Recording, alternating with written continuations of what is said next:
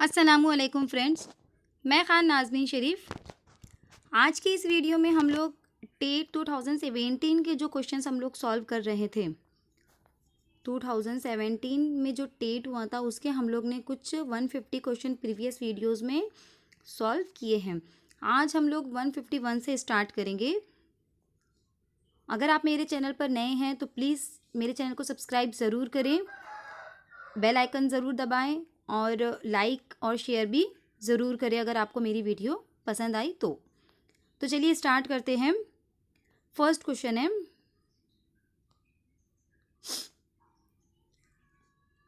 Given interchanges sign minus and plus and number 2 and 4 then the value of 4 + 2 - 8 is. यानी दिए गए तबादले अलामत माइनस और प्लस और नंबर 2 और 4, तो 4 + 2 तफरीक 8 की तादाद है। यानी अगर हम इंटरचेंज करते हैं, यहाँ पर क्या करना है, साइन का और नंबर का इंटरचेंज करना है, यानी उनको एक दूसरे से बदल देना है। तो यहाँ पर अगर हम इनको इंटरचेंज कर देते हैं आपस में, जैसे क्या है यहाँ पर 4 + 2 - 8 है। अब इसको हमको क्या करने बोला है, उन लोगों ने इंटरचेंज करने बोला। यानी 4 की जगह पर आएगा 2, प्लस का हो जाएगा माइनस, ये 2 की जगह पर आएगा 4, माइनस का हो जाएगा प्लस एंड 8 का 8।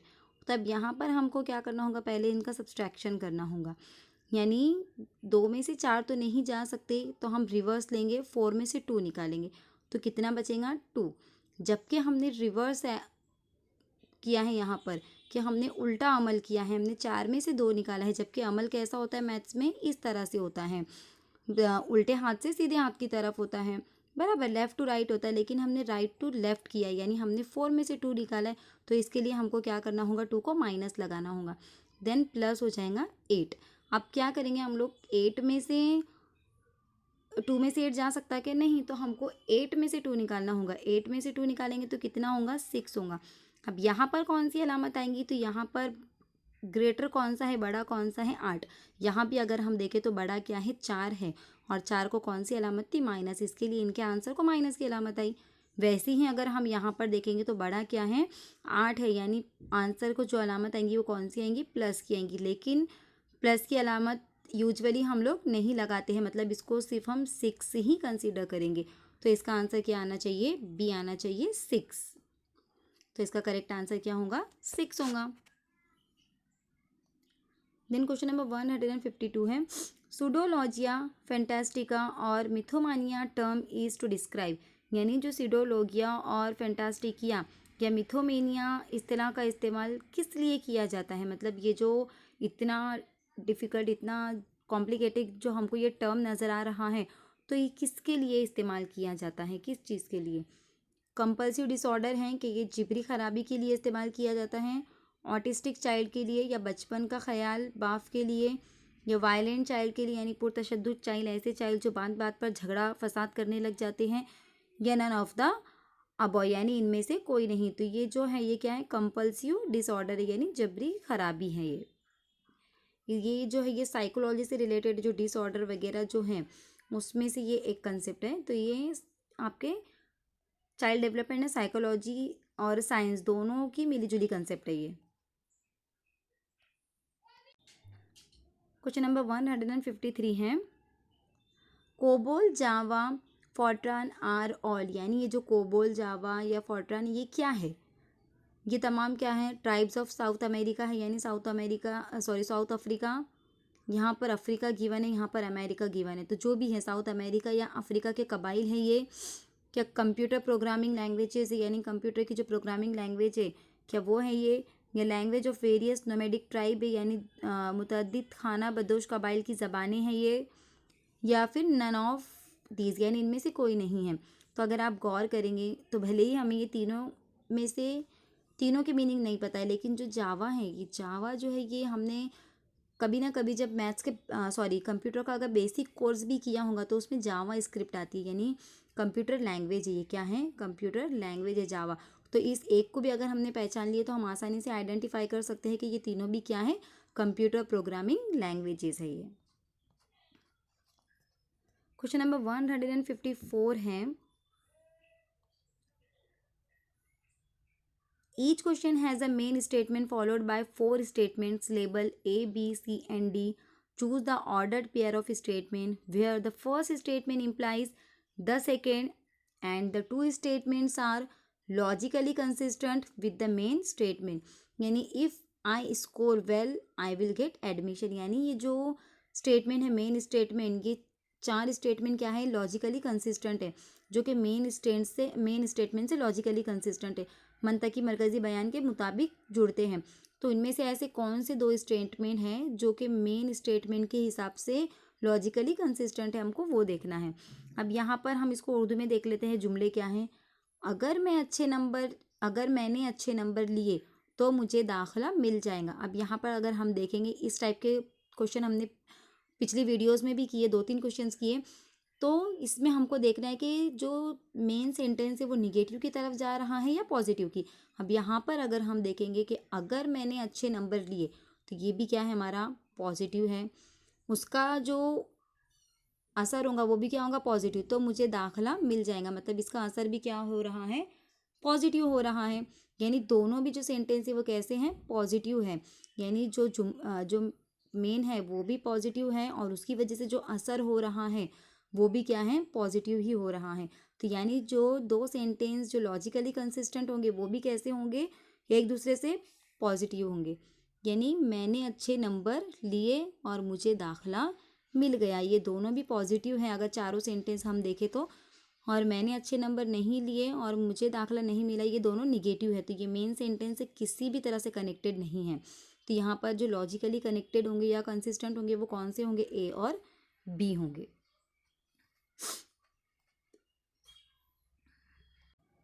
अब यहाँ पे देखेंगे क्या है ये क्वेश्चन।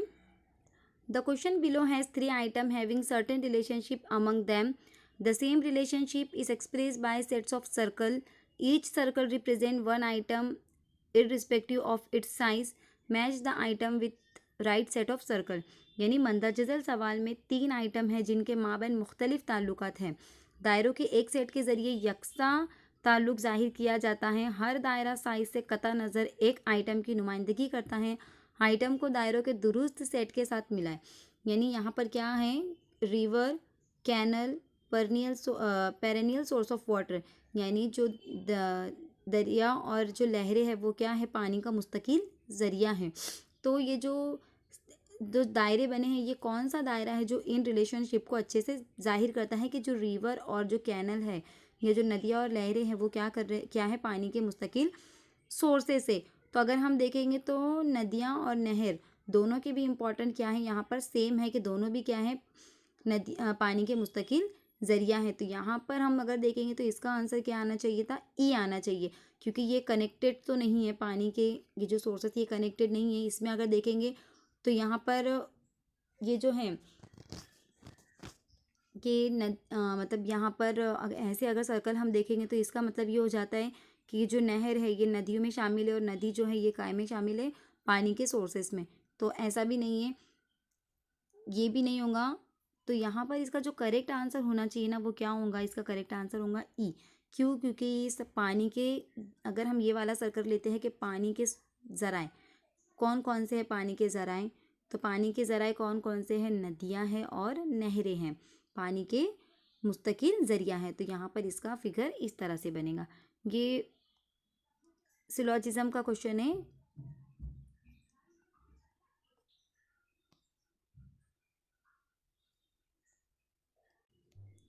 अब यहाँ पर देखेंगे ये ज़हनी आजमाइश का क्वेश्चन है।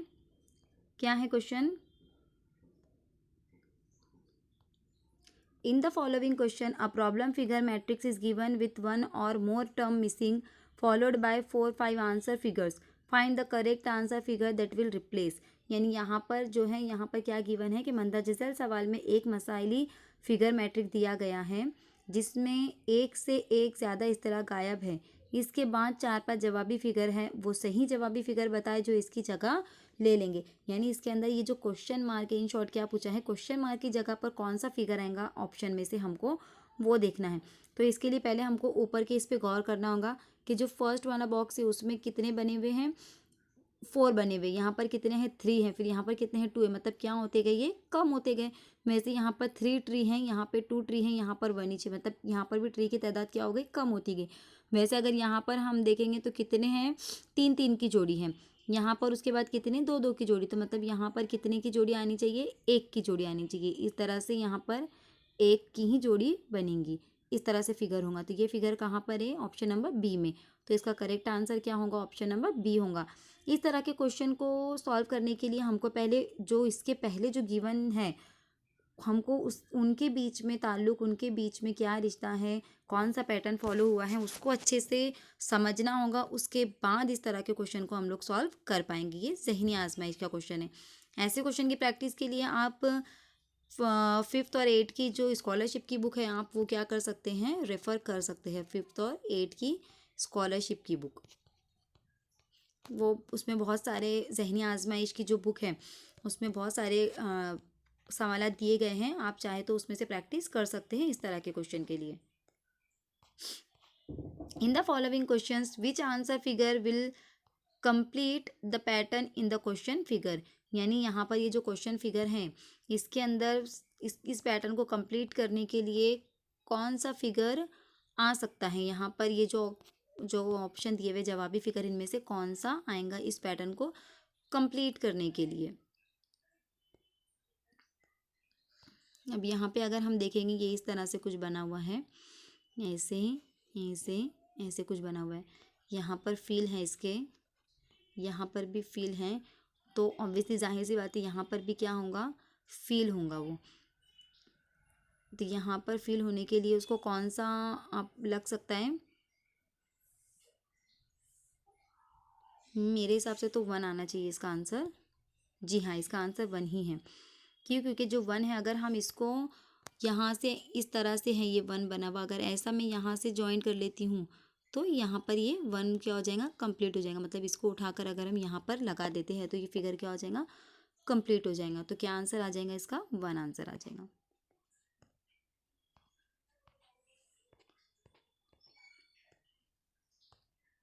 क्वेश्चन नंबर 158 है हितवादी या शब्दाचा विरुद्धार्थी शब्द कौन था, यानी हितवादी का विरुद्धार्थी शब्द कौन सा है, तो उसका विरुद्धार्थी शब्द क्या है दुष्ट है।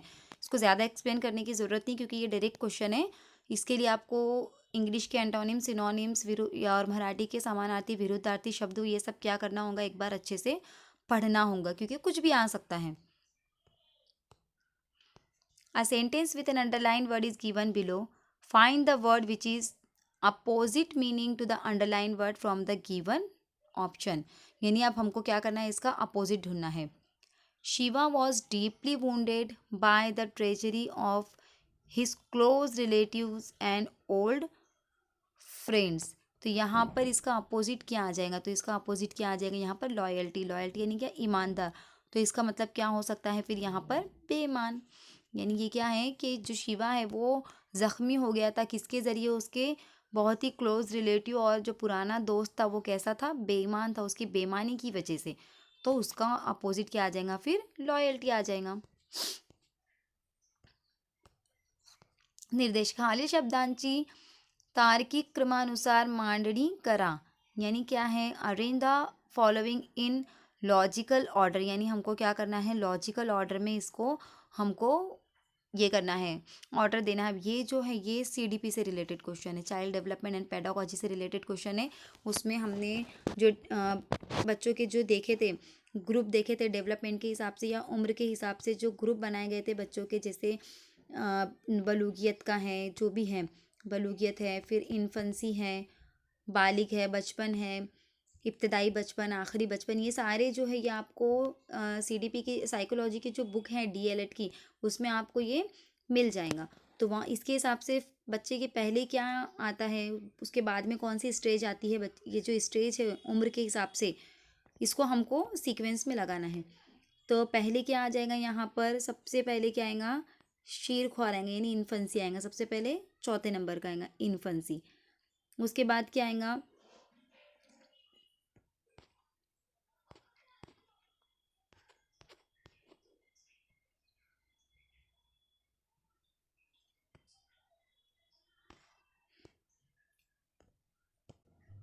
तो यहाँ पर पहला क्या आएगा, इन्फेंसी, यानी चौथा आ जाएगा, चौथे नंबर का जो आएगा वो आएगा फर्स्ट नंबर पे इन्फेंसी।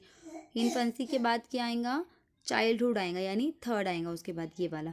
चाइल्डहुड के बाद क्या आएगा, प्यूबर्टी, यानी क्या, बलूगत, पहला आ जाएगा। उसके बाद क्या आएगा, अडोलेसेन, अडोलेसेन यानी क्या, किशोर। उसके बाद क्या आएगा, 6 आएगा अडोलेसेन। अडोलेसेन के बाद कौन सा पीरियड आता है, एडल्टहुड का आता है। ये जो एडोलेसेन है ये एडल्टहुड यानी ये बचपन और जो बालिक जो उम्र होती है इसके बीच का पीरियड होता है ये एडोलेसेन। तो एडोलेसेन से पहले बचपन आता है और एडोलेसेन के बाद क्या आता है, बलूकियत आती है, यानी बालिग हो जाता है। तो यहाँ पर क्या आ जाएगा, उसके बाद एडल्टहुड आएगा, यानी यहाँ पर सेकेंड आएगा। उसके बाद क्या आ जाएगा, सेकेंड के बाद आखिरी में पांचवा आ जाएगा सेंसेसनेस, यानी सीनियर बन जाएगा, सेंसर बन जाएगा। तो यहाँ पर इसका क्या आ जाएगा, पांचवा आखिरी आ जाएगा, यानी 431 625 इस तरह से इसका आंसर आना चाहिए। 431 625 इसका आंसर आ जाएगा। तो ये जो है ये एज के हिसाब से जो ग्रुप बनाए गए हैं, जो स्टेजेस दी गई हैं, ये आपको चाइल्ड डेवलपमेंट एंड साइकोलॉजी की बुक में मिल जाएगा। सीडीपी का क्वेश्चन है, आपको वो बुक बहुत ही अच्छे से रीड करना है टेट एग्ज़ाम के लिए।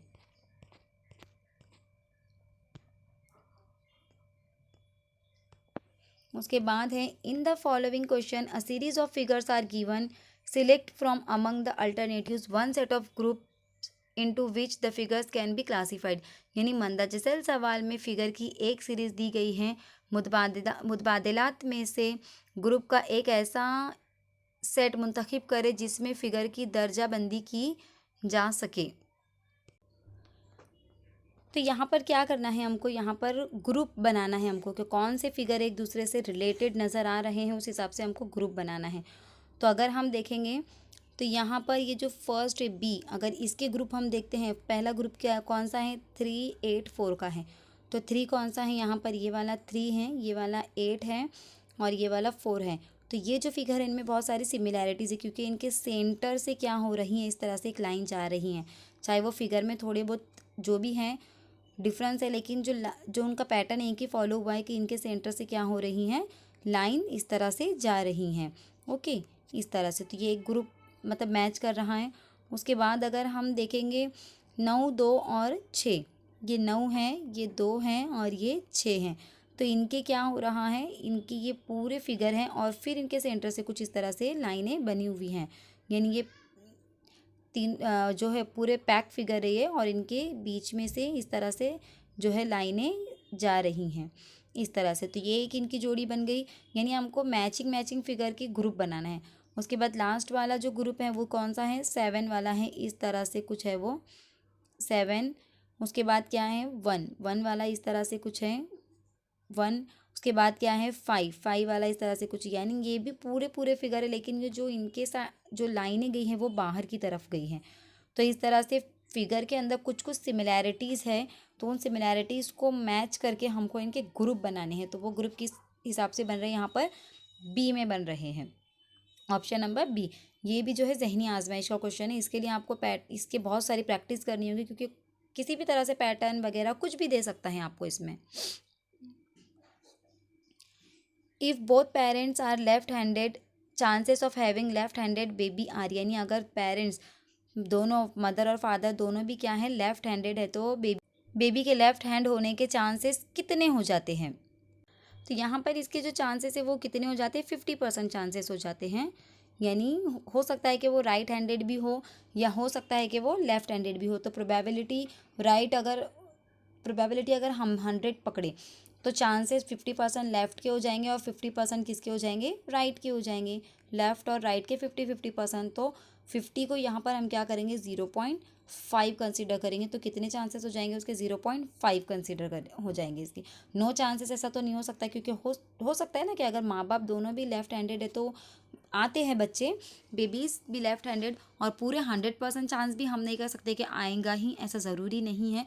तो 50-50% चांसेस हो जाते हैं, मतलब 0.5% इसको हम कंसिडर करेंगे।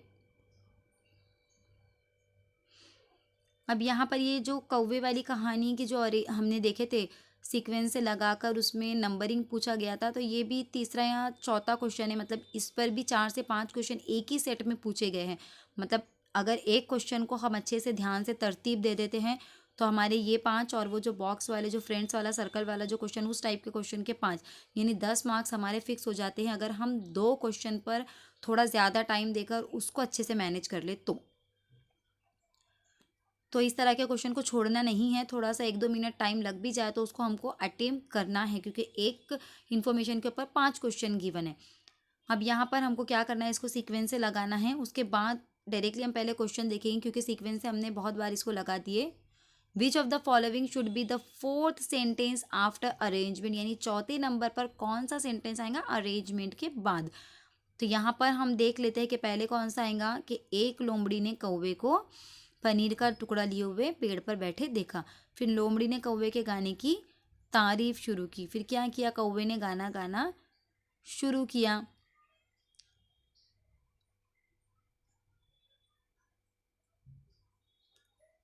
सॉरी, यहाँ पर क्या आएगा, कौवा तारीफ सुनकर खुश हुआ, यानी यहाँ पर टी आएगा। उसके बाद आएगा कौवे ने गाना गाना शुरू किया, यानी पी आएगा। फिर कौवे ने पनीर गिरा दी, जब गाने के लिए मुंह खोला तो उसने क्या किया, अपने मुंह से पनीर गिरा दी, यानी चौथे नंबर पे क्या आ रहा है, यहाँ पर पी आना चाहिए चौथे नंबर पर। जी, चौथे नंबर पर क्या आ रहा है, यहाँ पर पी आ रहा है। मतलब ये कहानी है, इस कहानी को आपको सीक्वेंस से लगाना है। और फिर उसके बाद आपको नंबरिंग पूछी है कि पहले नंबर पर, जैसे हमने पिछले क्वेश्चंस में देखे कि पहले नंबर पर कौन सा आएगा, दूसरे नंबर पर कौन सा आएगा, तीसरे पर कौन सा आएगा। अब ये जो सवाल था ये था चौथे नंबर पर कौन सा आएगा।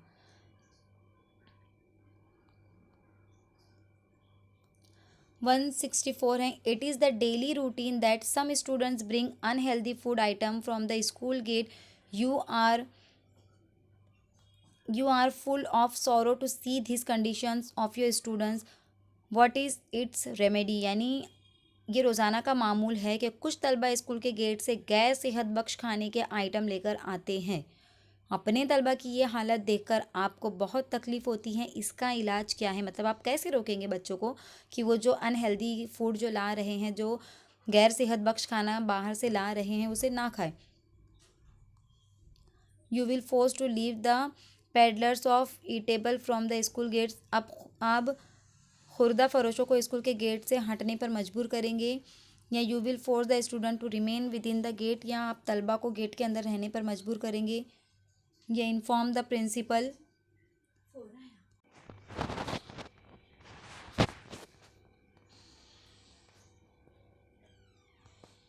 You will force the student to remain within the gate, यानी आप तलबा को गेट के अंदर रहने पर मजबूर करेंगे। या फिर inform the principal.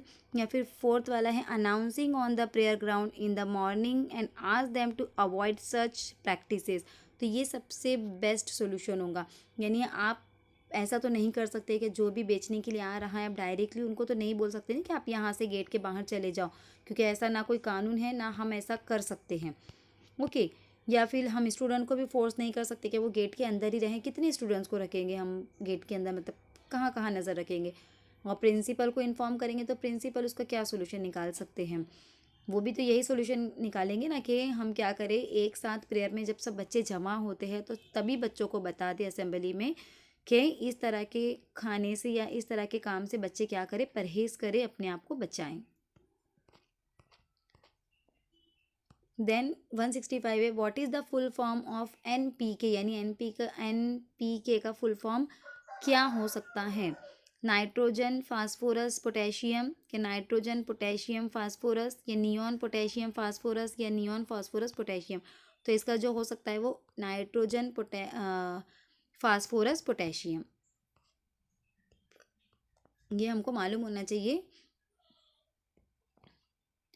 Then upper minority sentinel और स्पॉन्सर। मायनॉरिटी या शब्दात अंग्रेजी वर्णमालातील किती अक्षरे आहेत। Following question is based on the given word upper minority sentinel sponsor. In the word minority how many pairs of words have as many letter as in English alphabet. अब यहाँ पर क्या करना है, जो माइनॉरिटी जो वर्ड है इसमें इंग्लिश के अल्फ़ाबेट को हम अगर अरेंज करते हैं, उनका पेयर्स बनाते हैं तो कितने वर्ड्स बन सकते हैं। तो यहाँ पर 2 वर्ड्स बन सकते हैं, एक तो माइनर बन सकता है और एक बन सकता है नॉर। यानी कितने बन सकते हैं, यहाँ पर 2 अल्फाज हम बना सकते हैं। तो क्या आएगा इसका 2 आएगा यहाँ पर। तो इसका आंसर क्या हो जाएगा 2। Does active participation in sports and other activities improves, यानी अगर क्या खेल में फ़ाल शिरकत दीगर सरगर्मियों में बेहतरी ला सकता है? कि अगर हम मतलब खेल में अगर हिस्सा ले रहे हैं तो इसकी वजह से क्या दीगर एक्टिविटीज़ इम्प्रूव हो सकती हैं? कौन सी हो सकती हैं? फिजिकल एंड सोशल डेवलपमेंट हो सकता है, या ओनली फिजिकल हो सकता है, ओनली सोशल हो सकता है, या नन ऑफ द अबव हो सकता है। तो खेलों की जो वजह से जो है फिजिकल तो होगा ही होगा, प्लस सोशल डेवलपमेंट भी होगा, क्योंकि खेल कैसे होते हैं, अगर ये ग्रुप खेल है तो ग्रुप में रहने की वजह से क्या हो सकता है, उनका सोशल डेवलपमेंट हो सकता है, समाजी तरक्की हो सकती हैं। और खेल की वजह से फिजिकल डेवलपमेंट तो होता है, पता है सभी को कि एक्सरसाइज वगैरह के लिए खेलों को बहुत ही इंपॉर्टेंट दी जाती हैं फिजिकली फिट रहने के लिए। तो फिजिकल के साथ साथ ग्रुप एक्टिविटी होती है ये, इसकी वजह से सोशल डेवलपमेंट भी होता है। सॉरी, अजान हो रही है, इसके लिए थोड़ी देर रुकते हैं हम लोग।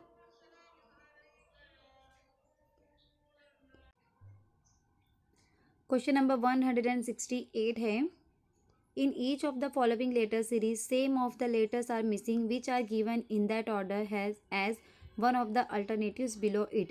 यानी ये जो सीरीज़ है इनमें से हमको मिसिंग लेटर जो है अल्फ़ाबेट जो गिवन है इनमें से हमको पहचानना है। तो यहाँ पर अगर हम देखेंगे ए फिर दो डैश है, तो यहाँ पर क्या आ सकता है बी, और यहाँ पर क्या आ जाएगा ए। उसके बाद सॉरी, इस तरह से है ए फिर डैश डैश बी फिर डैश डैश फिर ए और फिर डैश। तो यहाँ पर क्या आ सकता है, यहाँ पर आएगा बी, यहाँ पर आएगा ए, यहाँ पर आएगा ए, यहाँ पर आएगा बी, यहाँ पर आएगा बी। यानी क्या आना चाहिए इसका, B A B B, B A B B. तो बी ए बी बी कहाँ पर है, फर्स्ट ऑप्शन में ही है, बी ए बी बी। यानी वो सीरीज़ है, सिर्फ ए बी की सीरीज़ है, तो उसको कंप्लीट करना था हमको। यहाँ पर 169 है, junk email is also called, यानी जंक ईमेल को और क्या कहा जाता है, स्पैम, स्पूफ, या स्नीफ स्क्रिप्ट, या फिर स्पूल। तो पता है हमको, हम लोग जीमेल यूज़ करते हैं तो जो जंक मेल होते हैं वो कहाँ पर जाते हैं, हमारे स्पैम में जाते हैं। तो क्या कहा जाता है, उसे स्पैम कहा जाता है। क्वेश्चन नंबर 170 जो है ये मैथमेटिकल का क्वेश्चन है, तो इसको हम लोग बाद में सॉल्व करेंगे। 171 क्वेश्चन है, Raju is taller than Manish but shorter than Atin, Atin is shorter than Mahesh, who is the tallest of all, who is the smallest.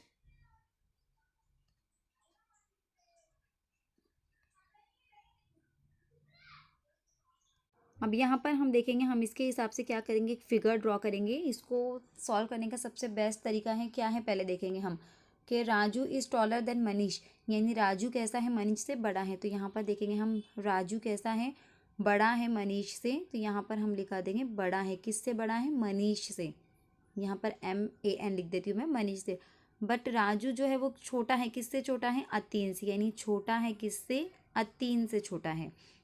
अतीन is shorter than Mahesh, और अतीन जो है वो किससे छोटा है, वो महेश से छोटा है।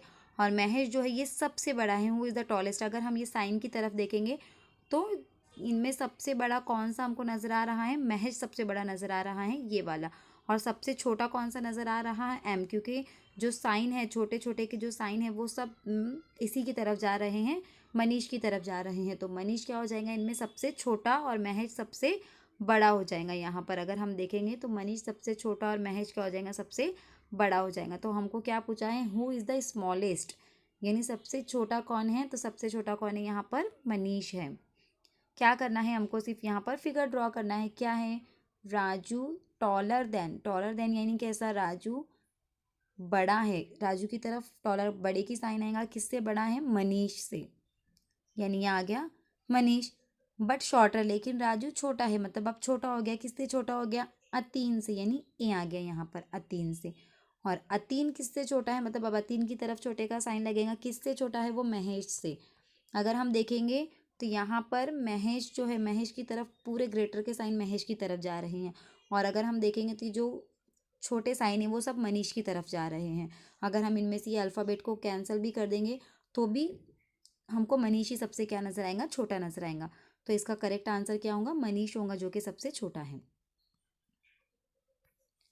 172 देखेंगे, parents encouragement and support could up child self concept, यानी वालिदैन की हौसला अफजाई और सहारा बच्चे के ज़ाती ख्याल को बुलंद कर सकता है। क्या ये ट्रू है या फॉल्स है? तो जी हाँ, ये ट्रू है, क्योंकि जाहिर सी बात है अगर वालिदैन बच्चे को इनकरेज कर रहे, सपोर्ट कर रहे, तो इसकी वजह से बच्चे का जो हौसला है वो बढ़ेगा ही ना।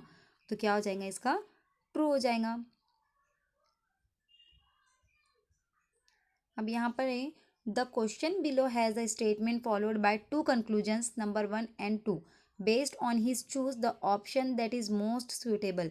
यानी यहाँ पर ये जो स्टेटमेंट होती है कि दोनों कंक्लूजन में से कौन सा इसको सूट होता है। क्या है statement? India won cricket world cup 2014, यानी इंडिया ने 2014 का वर्ल्ड कप जीता। अब क्यों जीता? India Indian cricket players are best in the world, यानी जो इंडिया के क्रिकेटर है वो बेस्ट है पूरे दुनिया में। ऐसा है क्या? नहीं है। बेस्ट नहीं कह सकते हम, गुड कह सकते हैं कि हाँ भाई जो इंडियन क्रिकेटर है वो बहुत ही अच्छे प्लेयर्स है, लेकिन पूरी दुनिया में सबसे अच्छे वही हैं, हम ऐसा नहीं कह सकते, हम ऐसा दावा नहीं कर सकते। An Indian team was able to score more than 300 run in the world cup finals. और इंडिया की टीम इतनी कैपेबल थी कि वो 300 रन बना सकती थी, ये भी हम दावे से नहीं कह सकते। वो हार भी तो सकती थी ना, 50-50% चांसेस होते हैं किसी भी चीज़ के, तो ये भी हम दावा नहीं लगा सकते। मतलब दोनों भी कंक्लूजन सही होंगे ऐसा नहीं है कि ये दोनों वजह से ही इंडिया वर्ल्ड कप जीता। तो दोनों भी ना तो पहला करेक्ट है ना तो दूसरा करेक्ट है। Neither one nor two follows. ये वापस से क्रो वाला क्वेश्चन आया है, तो हम डायरेक्टली क्वेश्चन देखेंगे। Which of the following should be the third sentence after arrangement, यानी तीसरा कौन सा आएगा। तो पहला कौन सा था हमारा? ऐस था कि भाई लोमड़ी ने कौवे को देखा। उसके बाद क्या किया? लोमड़ी ने कौवे के गाने की तारीफ शुरू की, यानी आर। उसके बाद क्या किया उसने? कौवा क्या हुआ? कौवा तारीफ सुनकर खुश हुआ, यानी टी। उसके बाद कौवे ने क्या किया? हमको तीसरा ही पूछना है, थर्ड सेंटेंस, तो थर्ड कौन सा आएगा? टी आएगा। तो क्या होना चाहिए यहाँ पर तीसरा आंसर इसका? टी, यानी ऑप्शन नंबर ए।